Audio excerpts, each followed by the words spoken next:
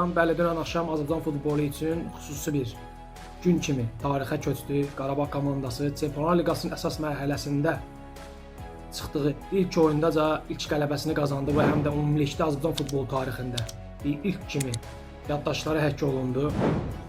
Bir qədər oyundan əvvələ gedəsi olsaq, Qarabağdan gözləntilər o qədər də böyük deyildi. Komanda ətrafında xoş olmayan bir negativ hava yaradılmışdı. Sırf yeni hücumçu alınmamasına görə. Bəli, mən də razı idim. Qarabağın yeni hücumçuya mütləq ehtiyacı vardı. Ümumiyyətlə yeni futbolçulara ehtiyacı vardı. Çünki Çempionlar Liqası kimi nüfuzlu turnirə daha geniş heyətlə getmək məqbul hesab olunmalı idi. Amma müxtəlif səbəblərdən bu baş tutmadı. Təəssüf ki, azarkeşlər bir çox futbol ictimaiyyətinin nümayəndələri bu reallığı qəbul etmək istəmədi. Hətta komandanı linç edəcək səviyyəyə qədər üzərinə getdi, təzyiq etdi. Mən bununla ilk gündən razılaşmırdım. Çünki Qarabağ illərdir göstərir ki, düz yoldadır, uğurlu yoldadır. Bu komandaya inanmaq, güvənmək lazımdır. Dünənki oyundan öncə də həm o negativ fikirlər komandaya mənfi təsir edə bilərdi, həm də təbii ki, rəqibin adı, gücü, heyətinin səviyyəsi, büdcəsi, bütün bunları müqayisə edəsi olsaq, Qarabağ 0-1 meydana çıxdığı aydın idi. Digər tərəfdən Portuqaliyadakı o möhtəşəm hava, atmosfer, azarkeş təzyiqi, bütün bunlar Qarabağın şanslarını hətta sıfıra endirirdi deyə bilərik. Bunun fonunda uğursuz start vəziyyəti 2 qat çətinləşdirmiş oldu. Əslində Qarabağ heç də oyun olaraq meydanda uğursuz start verməmişdi. Ən azı bərabər səviyyədə oyun başladı. Yəni adətən alışdığımız o meydan sahiblərinin startdakı təzyiqini biz görmədik. Təbii ki, Qarabağ buna imkan vermədi. Ənənəvi topla oynamaq stilini Qarabağ yenə özündə saxlayırdı. Sadəcə şanssız buraxılan 2 qol oldu. Birinci qolda düşünürəm Cəfər Quliyev qorumalı olduğu nöqtəni bir qədər erkən tərk etdi ki, nəticəsi ağır oldu, qolla nəticələndi. Digər epizodda Bəhlul Mustafazadənin topa toxunuşu bir qədər uğursuz oldu. Orada da bir şanssızlıq yaşandı. Bəhluldan sonra Medina ilə Bəhlulun arasından bəlkə 10 dəfə elə o formada top keçsə rəqibin önünə düşməz, amma bu dəfə rəqibin önünə düşdü və oyun başlamadan 0-2 geridə olmaq təbii ki, Qarabağ üçün çox ağır idi səfər meydanında. Bəlkə də əksəriyyətimiz daha böyük hesablı məğlubiyyətin qeydə alınmamasını arzulayırdı. Qarabağ tam başqa şey düşünürdü. Futbolçular heç nə olmayıbmış kimi oyuna davam etdi. Qarabağ özünü səfərdə evdəki kimi hiss etdi deyə bilərik.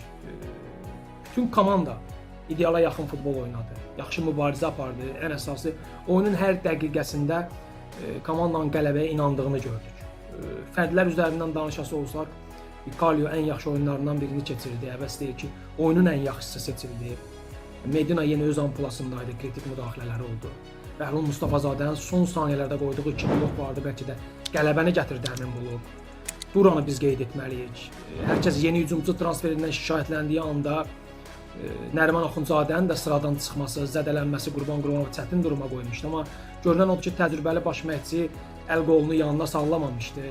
Zirə ilə oyunda məhz Durana o hücumun sivri ucunda şans vermişdi. Və ilk oyunundan da Kolumbiyanın müəyyən işaretlər hiss olunurdu ki, hücumçu instinkti var və Portuqaliyada da bunu ortaya qoya bildi. Bir qol, bir məhsuldar ötürməklə qolunma üçün başqa epizodları da oldu. Ümumiyyətlə, oyun haqqında çox danışmaq çətindir nə mənada. Komanda elə böyük uğur əldə edib ki, düşünürəm bunu ifadə eləməyə, bunu xoş sözlərlə izləyicilərə çatdırmağa, azarkeşlərə çatdırmağa bəlkə də ancaq şair və yazıcı olmalıdır. Şəxsən mənim üçün çox çətin. Sözlər acizdir bu uğurun qarşısında. Yəni söhbət artıq Çempionlar Liqasına vəsiqədən də getmir. Onun özü belə böyük uğur idi. Biz artıq Çempionlar Liqasının əsas mərhələsində qələbə qazanmışıq. Özü Benfica kimi rəqiblə səfər oyununda 0-2-dən sonra bütün Avropa bu uğurdan danışır. Bütün Avropa mətbuatı bu gün Qarabağdan danışır. Bütün Türkiyə mətbuatı, Rusiya mətbuatı Qarabağın tarixi uğurundan danışır. Yəni miqyası böyükdür bu qələbənin. Elə belə sıradan qələbə deyil. Komandamız Portuqaliyanı fəth etdi deyə bilərik. Təbii ki, uğurun memarı Qurban Qurbanovdur. Ümumiyyətlə bu şəkildə arada kəskin fərq olduğu rəqibi məğlub etmək üçün ilk başda ən önəmli məqam odur ki, inanmalısan. İnanmalısan ki, mən bunu bacararam.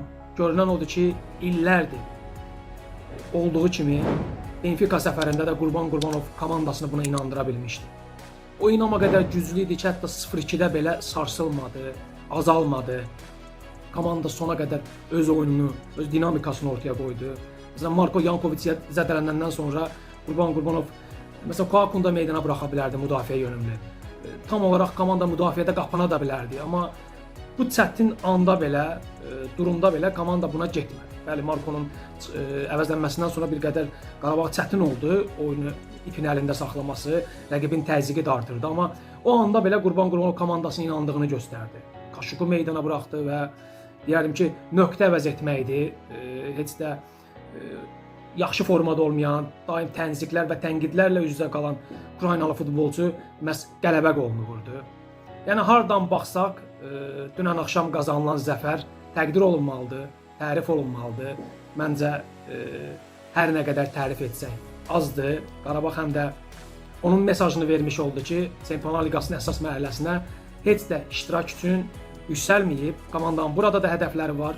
Maksimum mübarizə aparmaq, maksimum xallar qazanmaq, bəlkə də növbəti mərhələyə yüksəlmək.